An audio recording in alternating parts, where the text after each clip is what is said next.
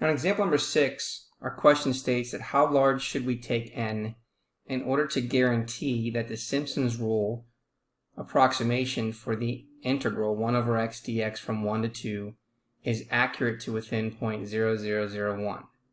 So in order for us to figure this out, what we want to do is we want to first take a look at our function and then find the fourth derivative of that function.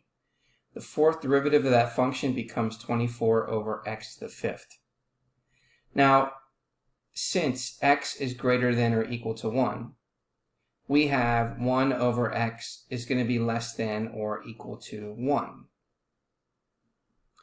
So the absolute value of the fourth derivative is then going to equal 24 over x to the fifth, which means that that would be less than or equal to 24, and therefore we can identify that k is equal to 24.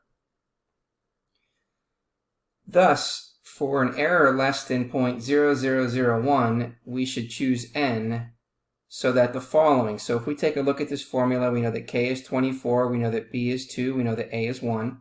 So we get 24 times 2 minus 1 to the fifth power over 180 n to the fourth, which gives us the following: 24 times 1 to the fifth power over 180 n to the fourth. And because it's saying that we want it to be accurate to within 0.001, we're using the inequality that this whole thing has to be less than 0.001.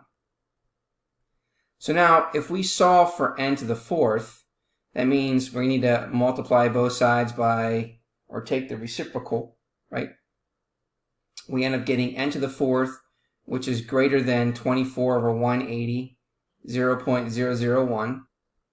And from here, if we take the fourth root of both sides, we would get n, which is greater than 1 over the fourth root of 0.0075, which is approximately 6.04. Therefore, n equals 8, n must be even, gives a desired accuracy. If we compare this with example 2, where we obtained n is equal to 41 for the trapezoidal rule and n is equal to 29 for the midpoint rule.